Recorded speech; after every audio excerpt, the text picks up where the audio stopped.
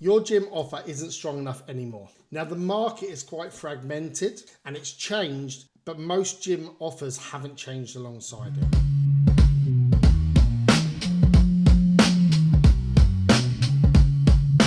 Now I want to ask you a real key question. If somebody walked into your facility today and they had £200 per month to spend on their fitness, why would they choose you? Why would they choose you in a market which is expanded with lots of online coaching offerings, high rocks gyms, small group PT facilities, large group PT facilities, Pilates studios? What is your unique point of difference and why would they choose to spend their money with you rather than spending their money elsewhere? One of the biggest missing things is that people haven't changed along with the landscape.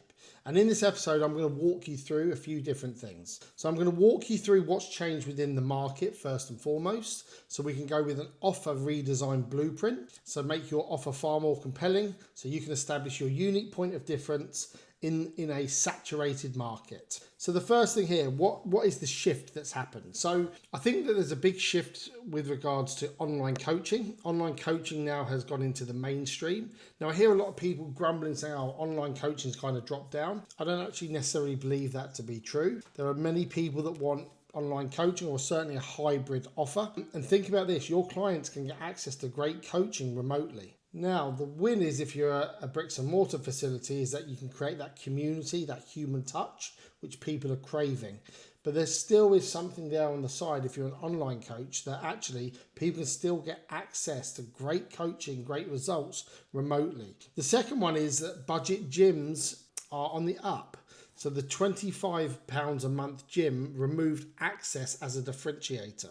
Okay, so now they're 24 hours. People can access those facilities all of the time. Whereas, can they access your coaching facility all of the time? The answer is probably no. Specialist facilities have emerged. More CrossFit, more High Rocks, more Pilates studios look to enter the market. So in your local community now, how many different gyms do you see keep popping up? Therefore giving the consumer, the pool of consumers in your local market, far more choice. The next one, client results. They know now what progress looks like for them and they demand that level of accountability. Gone are the days where people just could show up 3 times a week and that would be enough. There has to be a couple of different results that are filtered into your product. So visible results. When someone looks in the mirror, how do they look? Is there that feedback loop? And then an internal result, which is how are they actually feeling? And then the second thing is, do they feel connected to you, your brand, the community? Is it a good culture fit for them as well? Social proof drives decisions. Your reputation online matters as much as your facility looks, okay? Part number 2, the anatomy of a strong offer. There's a few different parts to it. The first part is the core result. So what specific transformation will a client experience as a consequence of being inside of your facility? So when I asked you about what's your unique point of difference, this is what this part is. So what is the core result that they're actually going to get in terms of the transformation that they're going to experience by becoming a member inside of your location?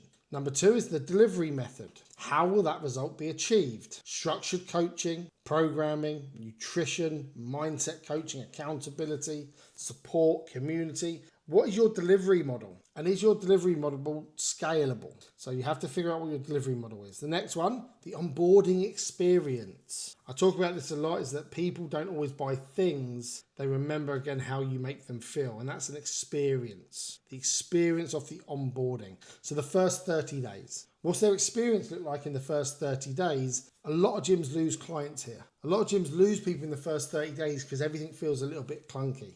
What does yours essentially look like? The next one's the accountability system. How do you check in with your clients? And how do you track their progress? Where are your coaching touch points? And where are the milestone reviews? Do you again have a duplicatable, scalable and sustainable model with your accountability system? What does that look like within the parameters of a 1 month, 3 month, 6 month, 12-month member's journey? Where are those touch points? Can you articulate that to the client? So again, if they came into your facility and you go, we have a phenomenal accountability system in place to make sure you're accountable to your goals, this is exactly how we're going to track your progress. This is exactly when we're going to check in with you. Here's the coaching touch points. Here's the milestone reviews, and this is what it's going to look like for you over the next 12 months. Are you 100% clear and confident on that process? And therefore, is the end consumer 100% clear and confident on that process as well? The next one, number 5, is the community layer. What events do you hold? What does your culture look like?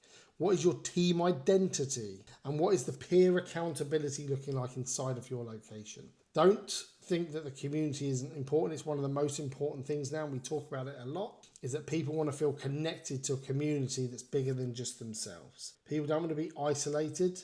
They want to be part of something that they feel at ease, where they almost sit in there. It's like, these are my people. I'm in the right place here, energetically, but also in the conversations that I'm having on a daily basis. And then the last one is the progress path. What happens at month 3, month 6, month 12? Does the client have a reason to stay with you? Now, people will leave you when they run out of future. Are you giving the client a reason to stay with you? And what are you going to achieve with them across those milestones? Okay. Now, the next part, hybrid coaching models. Now, again, lots of successful fitness business owners have a hybrid model in place. So, for an example, if a client can't always make it to your facility and they're on holiday for a few weeks, are they still interconnected? Are you still providing some certain level of service to them? And a hybrid model works really well where this is concerned, okay? Here's a few things that I would recommend with regards to adding in a hybrid model inside of your facility. So you obviously have the in-person and the app model. So if the clients attend 3 times a week, they use a coaching app for programming, tracking and communication between sessions. That's hybrid. So when they're with you, they get that face-to-face interaction. What now happens when they're not with you though? Are they interlocked into your brand? Is there an element of community inside of there? Are you getting them to check in on regular different parts around their habits and things like that? The attendance side of it, clients commit to a monthly amount of attendance. You build a coaching relationship with them.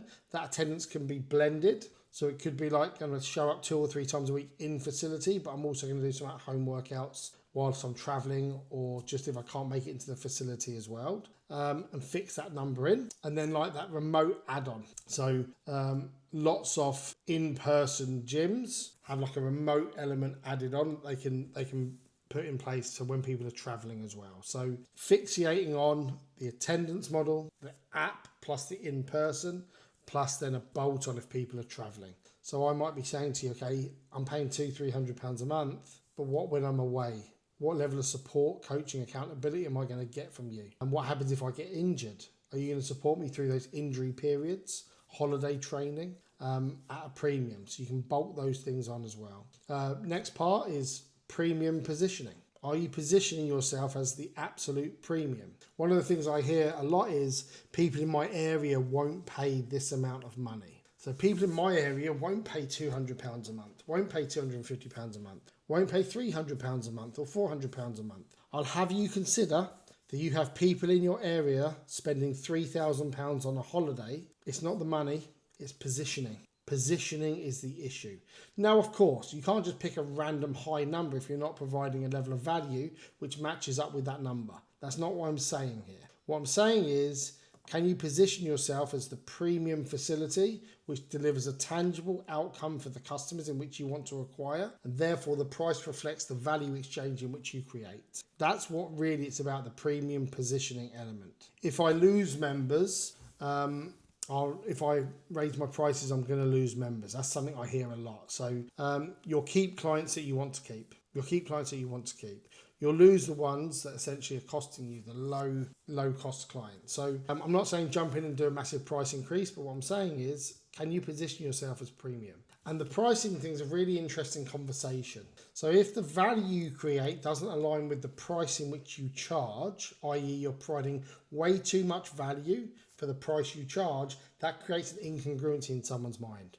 So imagine you go into a steak restaurant and it's set as premium and everything about it's premium, the look, the feel, the ambience, the way you book, the onboarding part of getting in there and all these kind of things. Then you sit down, you open the menu up and the fillet steak in there is £3.50.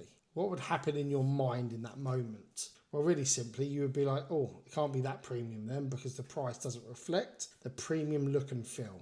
So ask yourself that question. In your pricing sensitivity, are you providing too much for the price in which you pay? And if you do, guess what? It devalues the things which you deliver. Okay. The other thing I hear a lot is budget gyms are taking my members. Budget gyms are taking my members. Budget gyms attract a different type of client. Premium positioning puts you out of that race. So remember this, you're only looking for the people that are looking for you. Price according to the type of demographic and the type of person that you want to attract to your facility. Understand that you're fit within the ecosystem of the fitness industry, and it's okay to sit at the higher end in the premium end. And another thing I hear is I need to justify a higher price. You need to build an offer worth a higher price, not justify a higher price. Then it will justify itself. It just justifies itself. So build a product with a higher premium offer and a higher premium outcome. Therefore, the price is justified in the result in which you can deliver. Hope that all makes sense to you. A couple of things with regards to that you can do straight away. Audit your offer. Audit what you deliver to the market. Think about what I said to you in the beginning, which is if someone walked into your facility today and said to you, I want to join here and I've got £200 or £250 a month, why should I choose you over all of these other options that I have? I want you to be able to answer that clearly, concisely. What is your unique point of difference? Hope you enjoyed the episode. Make sure you subscribe